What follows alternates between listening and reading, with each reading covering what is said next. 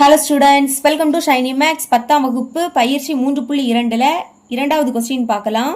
பின் வருவனவற்றிற்கு me Seema காண்க. இங்க ஒரு 6 சப்டிவிஷன் கொடுத்துருக்காங்க. இதுக்கு நம்ம மீ சீமா கண்டுபிடிக்கணும். ஃபர்ஸ்ட் சப்டிவிஷன் சால்வ் பண்ணலாம். கொஸ்டின் எடுத்து எழுதியாச்சு. இப்போ இதை எடுத்து எழுதிருங்க. 4x² into Y. இப்போ 4 எப்படி எழுதலாம்னா 2 ஸ்கொயர்னு எழுதிக்கலாம். 2 ஸ்கொயரோட மதிப்பு என்னது 4. அடுக்கில் 2னா 2 2 வாட்டி எழுதி பெருக்கணும். பெருக்குனா 4 கிடைக்கும். இனி இதை அப்படியே எடுத்து எழுதிக்கலாம். x² into Y.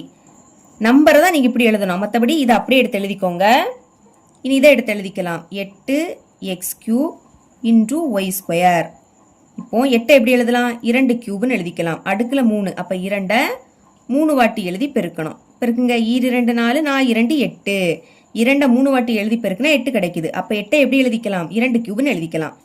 இதை அப்படியே எடுத்து எழுதிருங்க. x³ அடுத்து y². இப்போ நம்ம மீச்சிமா கண்டுபிடிக்கலாமா? மீச்சிமா அப்படின்னா முதல் கம்பேர் பண்ணணும். கம்பேர் பண்ணிக்கிட்டு எது பெருசோ அதை தான் எழுதணும். பாருங்க, இங்கே 2 அடுக்கு 2, இங்கே 2 அடுக்கு 3. அடுக்க பாருங்க, 2 விடைக்கு 3 தானே பெருசு. அப்போ 2 அடுக்கு 3 அதை தான் நீங்கள் எழுதிக்கணும். ஞாபகம் வச்சுக்கோங்க.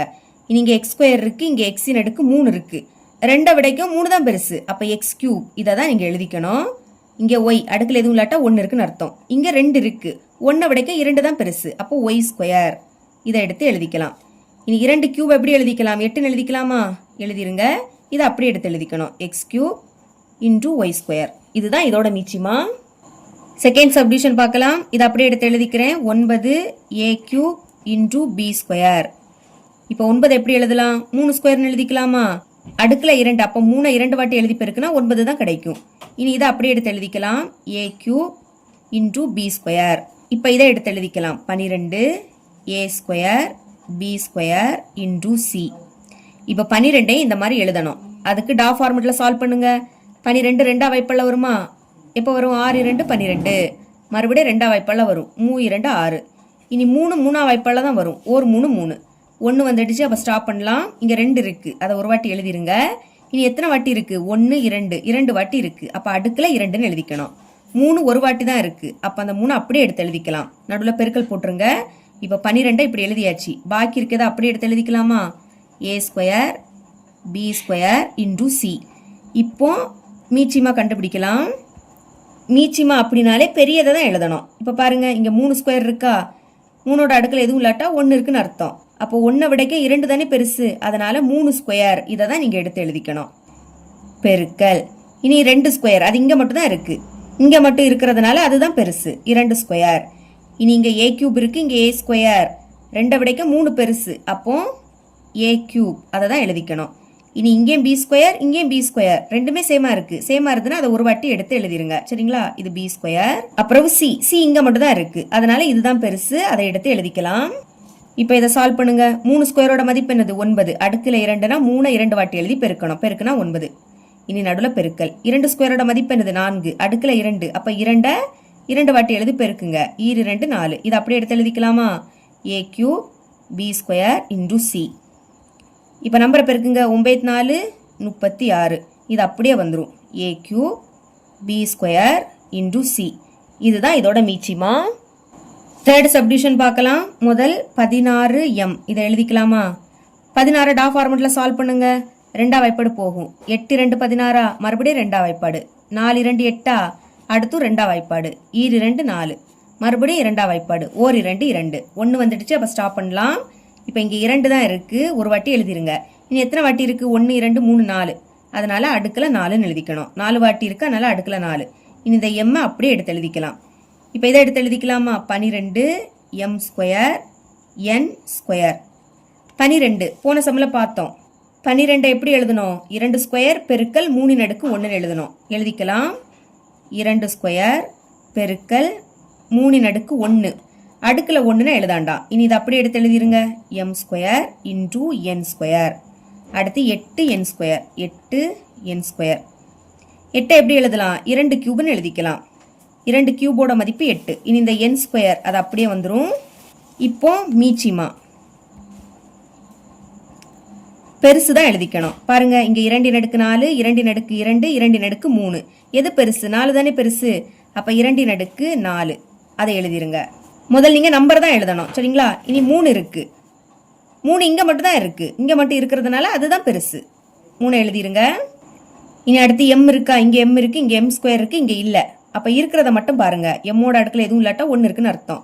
1 விடைக்க 2 தானே பெருசு, அப்போ m ஸ்கொயர். இதை தான் நீங்க எழுதிக்கணும். இனி n பாருங்க, இங்க n ஸ்கொயர், இங்க n ஸ்கொயர், அங்க இல்ல. அப்ப இது ரெண்டே பாருங்க, ரெண்டுமே சேமா தான் இருக்கு. அப்ப அதை ஒரு வாட்டி நீங்க எடுத்து எழுதினா போதும். இனி 2 ன் அடுக்கு 4, அதோட மதிப்பு என்னது 16. 16 தான் 2 ன் அடுக்கு 4 எழுதணும். அப்ப 2 ன் அடுக்கு 4 எப்படி எழுதலாம், 16 எழுதிக்கலாமா, பெருக்கல் 3. இனி இந்த m square into n square பெருக்குங்க. 6 3 18, அப்ப 8, பாக்கி 1. இனி 3 1 3, 3க்கு கூட 1 கூட்டினா 4, பாக்கி இந்த m square into n square, அது அப்படியே வந்துடும். இதுதான் இதோட மீச்சிமா. 4th சப்டிஷன் பார்க்கலாம். இதை எடுத்து எழுதிக்கிறேன். p square minus 3 into p plus 2. இப்போ இது சமன்பாடு. அப்போ இதோட காரணிகளை கண்டுபிடிக்கணும். ஓகே, பெருக்கும் போது என்ன வரணும்னா பாருங்க, p ஸ்கொயர் முன்னாடி எதுவுமே இல்லை, எதுவுமே இல்லாட்டா லாஸ்ட் உள்ளது பிளஸ் 2 குறியீடோட எழுதிக்கணும், பிளஸ் 2. இனி கூட்டும் போது என்ன கிடைக்கணும்னா சென்டர்ல உள்ளது மைனஸ் 3, pக்கு முன்னாடி என்னது இருக்கு மைனஸ் 3 குறியீடோட எடுத்து எழுதிக்கணும். ஓகே, பெருக்கும் போது 2 எப்போ வரும், ஓர் 2 2, 1 2 பெருக்குனா 2 கிடைக்கும். இனி இங்க பிளஸ் இருக்கு, பெருக்கும் போது எப்பெல்லாம் பிளஸ் போடுவோம், ரெண்டுமே பிளஸ் குறியீடுல இருந்தனா பிளஸ் போடுவோம், ரெண்டுமே மைனஸ்ல இருந்தாலும் பிளஸ் போடுவோம். அதை கண்டுபிடிக்க அடுத்துள்ளதை பார்க்கணும். கூட்டும் போது இங்க என்ன குறியீடு இருக்கு, மைனஸ் இருக்கு. இங்க என்ன குறியீடு இருக்கோ அதை தான் ரெண்டுக்குமே போடணும். மைனஸ் இருக்கிறதுனால ரெண்டுக்குமே மைனஸ் குறியீடை போட்டுருங்க. இப்ப செக் பண்ணுங்க, பெருக்கலாமா, பெருக்கும் போது 2 மைனஸ்னா பிளஸ் ஆயிடுமா, ஓர் 2 2 கரெக்டா வருது. இனி கூட்டலாம். கூட்டும் போது 2 மைனஸ்னா மைனஸை போட்டு கூட்டணும், 2 மைனஸ் அப்ப மைனஸ், 1 2 கூட்டினா 3, அதுவும் கரெக்டா வருது. இப்ப எழுதிக்கலாம். இங்க p இருக்கு, அப்ப p எடுத்து எழுதிக்கோங்க. ஃபர்ஸ்ட் இங்க என்னது இருக்கு மைனஸ் 1 பிராக்கெட் போட்டுருங்க, மறுபடியும் p. இங்க மைனஸ் 2 இருக்கு, இங்க என்னது இருக்கோ அதை தான் எழுதணும். x இருந்துனா x எழுதணும், t இருந்துனா t எழுதணும். இங்க p இருக்கு, அதனால p எடுத்து எழுதிக்கிட்டேன். இனி இதை எடுத்து எழுதிருங்க. p square minus 4. இப்போ என்ன பண்ணணும்னா p ஸ்கொயர் அப்படியே இருக்கட்டு, மைனஸ் 4 எப்படி எழுதலாம், 2 ஸ்கொயர்னு எழுதிக்கலாமா, 2 ஸ்கொயரோட மதிப்பு 4 தான். இப்போ நடுவில் மைனஸ் இருக்கு, ரெண்டுலேயுமே ஸ்கொயர் இருக்கு. அப்போ என்ன ஃபார்முலானா a square minus b square, இந்த ஃபார்முலா. இதை எப்படி எழுதிக்கலாம்னா a plus b into a minus b. வேற எதுவுமே இல்லை. ஃபர்ஸ்ட் இந்த ஸ்கொயரை நீக்கிருங்க. அப்போ பேலன்ஸ் என்னது இருக்கும், a மைனஸ் b, அதுதான். அடுத்து இந்த மைனஸ் இருக்கக்கூடிய இடத்துல பிளஸ் போட்டா போதும் சரிங்களா. அதே மாதிரி இங்க எழுதிருங்க. முதல் ஸ்கொயரை விட்டுருங்க. அப்போ p மைனஸ் 2, அதை ஃபர்ஸ்ட் எழுதிக்கலாம், p மைனஸ் 2. இந்த மைனஸ் இருக்கக்கூடிய இடத்துல பிளஸ் போட்டுறணும், p பிளஸ் 2. இனி மீச்சிமா கண்டுபிடிக்கலாம். மீச்சிமா, மீச்சிமானா பெரியது. p மைனஸ் 1 இருக்கு, ஆனால் இங்க இல்லை. அப்போ இதுதான் பெருசு, இங்க மட்டும் தான் இருக்கு. அப்ப அதுதான் பெருசு, p மைனஸ் 1 இன்டூ. அடுத்து p மைனஸ் 2 இங்கே இருக்கு, இங்கே இருக்கு, சேமா இருந்ததுன்னா அதை ஒரு வாட்டி எழுதணும், p மைனஸ் 2 எழுதியாச்சா. அடுத்து p பிளஸ் 2, இதுவும் இங்க தான் இருக்கு. அப்ப அதுதான் பெருசு, p பிளஸ் 2. இது ஃபார்முலா, பாக்ஸ் போட்டுக்கலாம் வேணாம். இதுதான் இதோட ஆன்சர். 5th subdivision. ஃபர்ஸ்ட் இந்த சமன்பாடை எடுத்து எழுதிக்கலாம். 2x square minus 5x minus 3. இப்போ இது ஒரு சமன்பாடு. அப்போ இதோட காரணிகளை கண்டுபிடிக்கலாமா. பாருங்க, பெருக்கும் போது என்ன கிடைக்கணும்னா எக்ஸ் ஸ்கொயர் முன்னாடி நம்பர் இருக்கு. அப்போ இதையும் லாஸ்ட் உள்ளதையும் பெருக்கணும். 2 மைனஸ் 3 பெருக்கலாம். ஒரு மைனஸ்னா அந்த மைனஸ் அப்படியே வந்துடும். பெருக்குங்க, ஈர் 3 6. பெருக்கும் போது மைனஸ் 6 கிடைக்கணும். இனி கூட்டும் போது என்ன கிடைக்கணும்னா சென்டர்ல உள்ளது மைனஸ் 5 சரிங்களா. எடுத்து எழுதிக்கலாம். இப்போ பெருக்கும் போது 6 எப்போ வரும், 1ஐயும் 6ஐயும் பெருக்குனா 6 வரும். ஓர் 6 6. இனி இங்க மைனஸ் இருக்கு, பெருக்கும் போது எப்போ மைனஸ் போடுவோம், 2ல ஏதாவது ஒரு நம்பருக்கு மைனஸ் இருந்துன்னா மைனஸ் போடுவோம். அதை கண்டுபிடிக்க அடுத்துள்ளதை பாருங்க. கூட்டும் போது இங்க என்ன குறியீடு இருக்கு, மைனஸ் இருக்கு. இங்க என்ன குறியீடு இருக்கோ அதை பெரிய நம்பருக்கு தான் போடணும். பெருக்கும் போது இந்த மாதிரி மைனஸ் குறியீடு வந்துன்னா அடுத்துள்ளதை பார்க்கணும். கூட்டும் போது இங்க என்ன குறியீடு இருக்கோ அதை பெரிய நம்பருக்கு தான் போடணும். 1 விடங்க 6 தானே பெருசு. அப்ப இந்த மைனஸை இந்த பெரிய நம்பருக்கு போட்டுருங்க, சின்ன நம்பருக்கு பிளஸ் போட்டுடலாம். இப்போ ஒரு நம்பருக்கு மைனஸ் போட்டாச்சா, செக் பண்ணலாமா. பெருக்கும் போது ஒரு மைனஸ்னா அது அப்படியே வந்துடும், ஓர் 6 6. இனி கூட்டும் போது ஒரு மைனஸ்னா கழிக்கணும். 6ல இருந்து 1 கழிச்சா 5, கழிச்சு பெரிய எண்ணோட குறியீடை போடணும். 1 விடங்க 6 பெருசு, அதோட குறியீடு என்னது மைனஸ். அப்ப கரெக்டா மைனஸ் 5 வருது. இங்க ரொம்பவே முக்கியமானது என்னன்னா எக்ஸ் ஸ்கொயர் முன்னாடி 2 இருக்கு. அப்போ பைக்கு கீழே 2 வரும். இங்கே பைக்கு கீழே 2. போன சம்மில் பி ஸ்கொயர் முன்னாடி எதுவுமே இல்லை, அதனால டைரக்டா எழுதிட்டோம். இங்கே எக்ஸ் ஸ்கொயர் முன்னாடி 2 இருக்கு, அப்போ பைக்கு கீழே 2 எழுதிக்கணும். இதை கேன்சல் பண்ண முடியாது, அப்போ எப்படி எழுதிக்கணும்னா கீழே இருந்தே எழுதிக்கணும். 2 அடுத்து எக்ஸ் தானே இங்கே இருக்கு, எக்ஸ் எழுதிக்கணும். இனி மேலே என்னது இருக்கு, +1. இது ஒரு காரணி. அடுத்து இதை 2ஆ எப்படி கேன்சல் பண்ண முடியும்? ஓர் 2 2 மூ 2 6. இப்போ கீழே பாக்கி 1 இருக்கு, 1ஐயும் எக்ஸ் 1 எக்ஸையும் பெருக்குனா எக்ஸ் தான், சரிங்களா? இனி மேலே பாக்கி என்னது இருக்கு, -3. காரணிகளை எழுதியாச்சு. இனி இதை எடுத்து எழுதிக்கலாம். 4x² -36. இப்போ பார்த்தீங்கன்னா 4 36 ரெண்டுமே 4 வாய்ப்பாடில் வரும். அப்போ 4 பொதுவாக வெளியே எடுத்துடலாம். இப்போ 4 எப்படி எழுதலாம்? ஓர் 4 4. இப்போ அந்த 4 மறைச்சிக்கிறேன். இங்கேருந்து 4 வெளியே எடுத்தால் பாக்கி என்னது இருக்கும், 1 x² இருக்கும். முன்னாடி 1ன்னு எழுத வேண்டாம், இந்த x² மட்டும் எழுதுனா போதும். சென்டரில் மைனஸ். 36 எப்படி எழுதலாம்னா 9 4 36. ஓகே, இங்கேருந்து 4 வெளியே எடுத்தால் பாக்கி என்னது இருக்கும், 9 இருக்கும். அடுத்த ஸ்டெப்பில் 4 x² அப்படியே இருக்கட்டு, சென்டரில் மைனஸ். 9 எப்படி எழுதலாம்? 3 ஸ்கொயர்னு எழுதிக்கலாமா? 3 ஸ்கொயரோட மதிப்பு 9. இனி 4. இப்போ இது ஃபார்முலா, போன சம்மில் பார்த்தா அதே ஃபார்முலா. 2 ஸ்கொயர் இருக்கு, நடுவில் மைனஸ். அப்போ என்ன பண்ணணும், ஸ்கொயரை விட்டுறணும். x -3 அதை ஃபர்ஸ்ட் எழுதிருங்க. இன்டு அடுத்து இதில் ப்ளஸ் போடணும், x + 3. புரியுதா? இப்போ மீச்சிமா எழுதிக்கலாம். ஃபர்ஸ்ட் சமன்பாடுக்கு இங்கே எழுதியிருக்கோம், அடுத்த உள்ளதுக்கு இங்கே எழுதியிருக்கோம். இப்போ இதை ரெண்டையும் பாருங்க. முதல் நம்பர் இங்கே மட்டும்தான் 4 இருக்கு, அப்போ அதுதான் பெருசு, 4 எடுத்து எழுதிக்கலாம். இனி 2x + 1 அது இங்கே மட்டும்தான் இருக்கு, இங்கே இல்லை. அப்போ இதை அப்படியே எடுத்து எழுதிருங்க. 2x + 1. அடுத்து x -3 இங்கே இருக்கு, இங்கே இருக்கு, ரெண்டுமே சேம் தானே. அப்போ அதை ஒரு வாட்டி எழுதிக்கலாம், x -3. இனி அங்கே எதுவுமே இல்லை, இங்கே பாக்கி x + 3 இருக்கு, அது இங்கே மட்டும்தான் இருக்கு.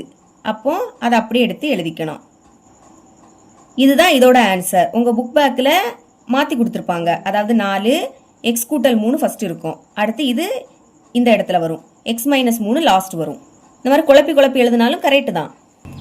6th சப்டிவிஷன் பார்க்கலாம். முதல்ல இதை எடுத்து எழுதிக்கிறேன். 2x² -3x × y (2). இப்போ இந்த ரெண்டுலையுமே எக்ஸ் இருக்கா, அதனால எக்ஸை இப்போ நான் பொதுவாக வெளியே எடுக்கிறேன். இங்கேருந்து எக்ஸை வெளியே எடுத்தால் பாக்கி 2 இருக்கும்.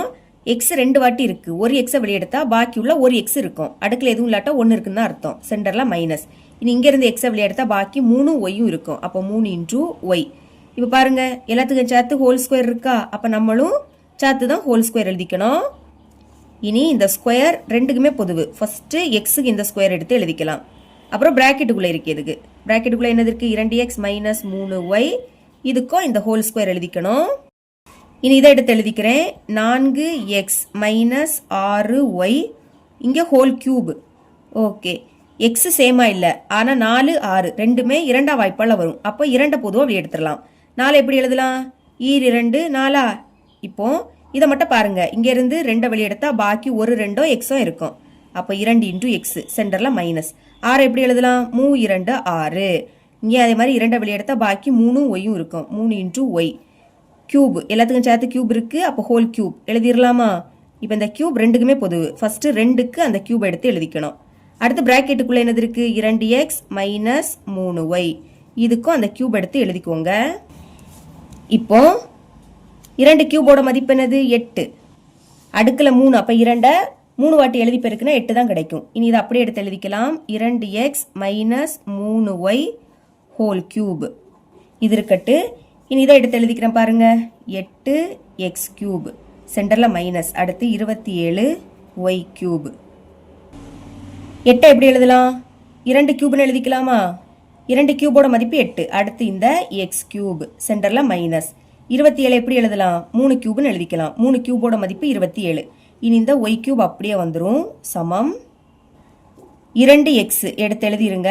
ரெண்டுலேயுமே கியூப் இருக்கு, அப்போ பொதுவாக (3) அப்படின்னு எழுதிக்கலாம். சென்டரில் மைனஸ். இங்கே அதே மாதிரி 3y, ரெண்டுலேயுமே கியூப் இருக்கு, அப்போ (3). இப்போ இங்கே ஃபார்முலாவை யூஸ் பண்ண போகிறோம், a³ - b³. அதாவது சென்டரில் மைனஸ், ரெண்டுலேயுமே கியூப் இருக்கு, அதனால இந்த ஃபார்முலா. இதை எப்படி எழுதிக்கலாம்னா a - b × a² + ab + b². இதுதான் ஃபார்முலா.